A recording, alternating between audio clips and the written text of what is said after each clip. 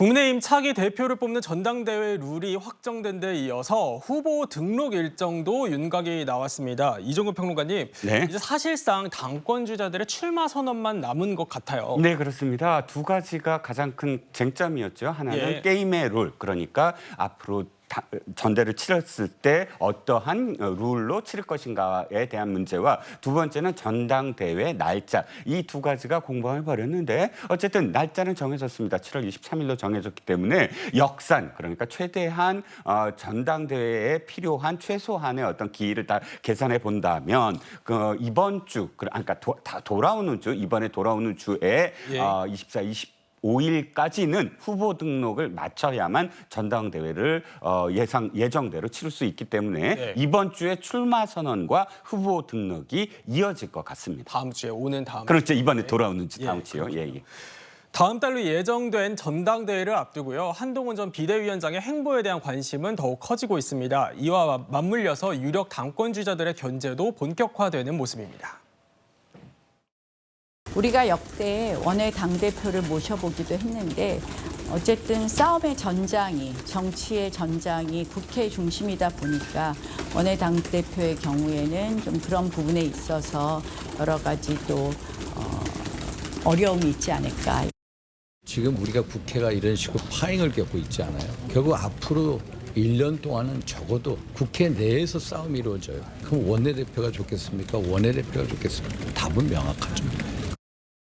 네, 국민의힘의 유력한 당권 주자죠. 나경원 의원과 윤상현 의원이 언급한 이 원외 당 대표의 한계론을 지적을 한 건데 최종봉 교수님은 좀 어떻게 보셨습니까? 그러니까 이 원칙적으로 따지면 둘 중에 뭐가 더 좋냐 하면 당연히 원내에 있는 게 더 좋을 수 있죠. 그건 나쁘다고 보지 않아요. 그런데 그렇다고 해서 원외 대표는 그러면 안 되는 거냐? 그건 또 아니에요. 지난번에 이준석 대표도 원외에서 했잖아요. 그렇죠. 원외에서 하는 경우들도 있고 이렇기 때문에 특별히 원외이기 때문에 안 된다 이렇게 보진 않고요. 아마도 이제 한동훈 전 비대위원장의 지지율이나 인기가 높다 보니까 견제구를 날린 거라고 보여지거든요. 그래서 이 두 분의 말은 물론 원내 대표가 원내에 있는 게 훨씬 유리하긴 하지만 그렇다고 해서 원외에 있는 사람이 대표를 하면 안 된다 이런 논리로 가는 건 바람직하지 않다고 생각해요. 아무래도 두 분이 당권 주자니까 그런 얘기를 하신 걸로 보여지고 이렇게 두 분의 말씀이 100% 맞다고 볼 수 없기 때문에 이 발언 자체가 한동훈 전 비대위원장이 대표에 출마하거나 아니면 전당대회에 나오는 것 자체를 막을 수 없다고 저는 보고요. 이분들 입장에서는 지금 상황에서는 본인들에게 유리한 환경을 만들기 위해서 자꾸 이제 한동훈 전 비대위원장의 역할론에 대해서 부정적 이미지를 만들려는 시도가 아닌가 저는 그렇게 보입니다. 그렇군요. 여권 일각에서는요, 결정적인 결격 사유까지는 아니라는 의견도 있습니다. 당원과 국민이 판단할 문제라는 건데요. 직접 들어보시죠.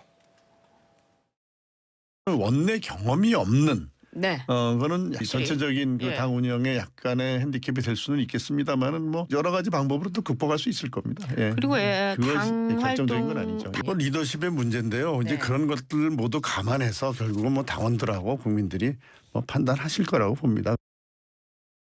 네, 최재형 전 의원의 목소리를 들어봤는데 김수미 평론가님, 여기에 더해서 이 친한계에서도 한동훈 전 비대위원장을 적극적으로 옹호하는 목소리도 있더라고요. 네, 친한계 하면 이제 대표적으로 장동혁 원내 수석 부대변인인가요? 네, 수석 대변인, 죄송합니다. 수석 대변인이 이제 거기에 포함이 되는데 장동혁 대변인의 말로는 이제 한동훈 전 위원장이 처음에 당에 올 때는 그때는 원외 아니었나? 그때도 원외였는데 지금 원외인 것이 안 되느냐? 이런 취지의 얘기를 하더라고요. 그 말 자체는 사실 이게 원내냐 원외냐는 그렇게 중요한 문제는 아니다. 이 측면에서는 일단 해볼 수 있는 얘기고요. 다만 이러한 한동훈 전 위원장에 대한 옹호론에 한계가 있는 것은 두 가지입니다. 첫 번째는 한동훈 전 위원장이 처음 왔을 때 그때 원외였던 거는 총선을 앞두고 왔던 거거든요. 그런 거하고 앞으로 이제 총선 끝나고 국회가 계속되는 이 전국에서도 원외인 거하고는 똑같지는 않다. 이 부분에서는 좀 군색한 설명이라고 보고, 두 번째는 사실 이제 원내냐 원외냐를 떠나서 원외지만 원내에 대한 지도력 이런 것들이 탁월한 정치인이라면 원외에 있어도 상관은 없습니다. 예를 들면 1996년 총선 이후에 1997년 대선 전까지 당시에 제1야당의 총재였던 김대중 총재는 원외에 있었어요. 하지만 아무런 지장이 없었거든요. 그럼 이제 정치 역량이 중요한 거다라는 건데, 그럼 한동훈 전 위원장이 원외에 있으면서도 원내를 지휘할 만큼의 역량이 있느냐, 이 부분에 대해서는 많이 의문이 제기될 수밖에 없고, 그리고 앞으로도 이제 전당대회를 앞두고 한동훈 전 위원장이 입증을 해나가야 될 문제다, 이렇게 지적을 좀 하고 싶습니다. 네, 지금 이야기부터는 허지연 변호사와도 함께 하겠습니다. 그런데요, 한동훈 전 위원장을 견제하는 당내 목소리도 적지는 않습니다. 이종근 평론가님, 네. 이 김기현 전 국민의힘 대표 같은 경우에는 네. 한동훈 전 비대위원장을 겨냥해서 실패한 리더십이다 이런 표현을 썼더라고요. 이게 네네. 사실상 총선 패배의 책임을 묻는 것 같은 의미예요. 네, 그렇습니다. 지금까지 한동훈 전 비대위원장에 관련된 이야기 중에 원외다 뭐 이 논쟁은 예. 사실상 잽에 불과합니다. 결정적으로 한동훈 비대위원장의 어떤 결격이다라고 할 수는 없는데 예. 지금 김기현 전 대표가 하는 이 쟁점이야말로 한동훈 전 비대위원장이 만약에 출마를 했을 때 상대 후보가 집요하게 물고 늘어질 수 있는 쟁점일 것 같아요. 예. 바로 총선 패배한 지 패배 수장으로서 책임을 지겠다고 한 지 몇 개월도 되지 않아서 네. 그래서 지금 한 2, 3개월도 안 됐지 않았습니까? 되지 않아서 갑작스럽게 그 책임에 대한 그런 그 책임을 다하지 아니하고 또다시 당권을 도전한다. 이것은 이전에 이재명 후보가 대통령 후보 시절에 패배한 다음에 바로 개항을 해 나왔을 때 국민의힘에서 민주당을 비판했던 대목이거든요. 네. 아니 책임을 진 사람이 갑작스럽게 또 개항을 해 출마를 하고 또 전당대회에 나와서 또 당권 도전을 하고 이 부분을 국민의힘이 민주당을 향해서 또 이재명 대표를 향해서 공격을 했던 지점이기 때문에 똑같이 아마도 한동훈 전 비대위원장의 끝까지 아마 상대 후보들이 이 점 아니 책임 어떻게 됐느냐 네. 책임을 왜 안 지느냐 하고 이제 공격을 할 거거든요. 네. 물론 김기현 대표가 또 그런 것도 있을 거예요. 대표 그 다음에 바로 한동훈 전 비대위원장으로 이제 왔으니까. 하지만 한동훈 비대위원장도 아마도 이번 다음 주에 있을 출사표 만약에 출마한다면 출사표에 그 지점을 제일 먼저 설명을 할 거예요. 예. 내가 왜 출마를 해야 되는가, 네. 책임을 져야 된다고 이야기했던 내가 왜 해서 그 점을 아주 정면으로 또 반박해야만이 자신의 어떤 명분을 또 살릴 수 있으니까 아마 전당대회 내내 이 이슈는 계속 보셔야 될 것 같습니다.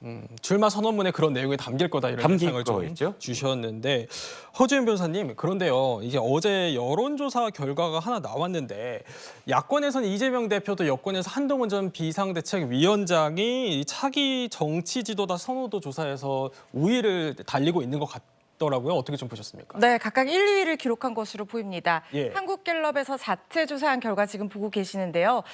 이재명 대표가 지금 22% 기록을 하고 있고 그 다음이 한동훈 전 위원장 15%를 기록하고 있고요.